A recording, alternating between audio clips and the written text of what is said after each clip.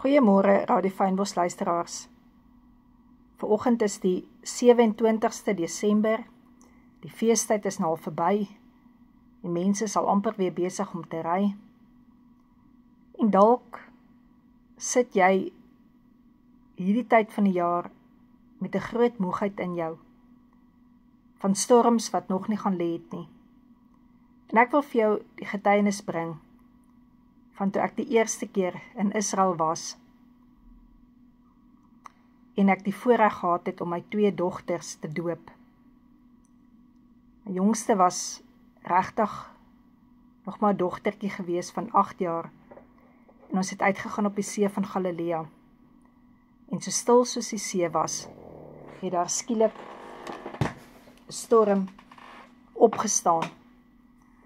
En sy het baie bang geraak op hierdie boot. En ek het saam met haar in die middel van die boot gaan sit. En sy het vir my gesê, kan Jesus nie maar nie net, soos hy daardie dag die storm stil gemaak het, hierdie storm stil maak nie, mamma. En ek het aan Markus 4 vers 39 gedink, waar Jesus opgestaan het, die wind bestraf het, en die see gesê het, swyg, wees stil. En die wind het gaan lê, en daar het 'n groot stilte gekom. En ek het nie hierdie gesien as iets van die vyand nie. Die storm wat skielik opgekom het nie, soos wat dit in Jesus se dag was, toe hy saam met die disippels op die boot was nie.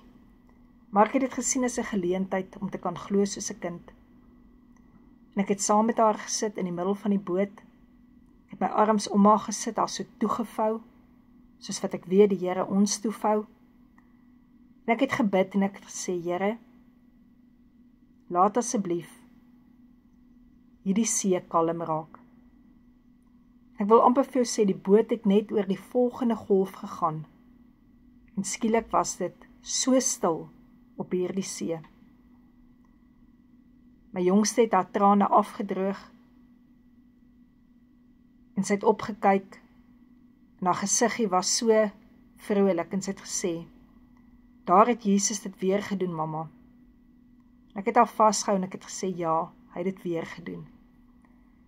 En dit is wat ek vir jou wil sê. Hy sal dit oor en oor, weer en weer doen, solank soos jy bereid is, om te glo, dat sy bloed vir jou gevloei het, sodat die storms in jou lewe rustig kan word. Dat sy liggaam vir jou gebreek is, sodat die seer storms in jou gemoed gesond kan word. Here Jesus, baie dankie, dat U die Here is, die storm stil maak, dat alles na U stem luister, en U gehoorsaam is. Here, help asseblief hierdie luisteraar nou, om vrede te ontvang. Here, maak U die storm stil. Ons neem U bloed in, om stil te raak van onvergifnis. Hy storm stil te maak van kwaad, van wrokke. Om hy storm te laat bedaar, Here, van siekte en krankhede in ons. Dankie, Jesus, U doen dit weer. Amen.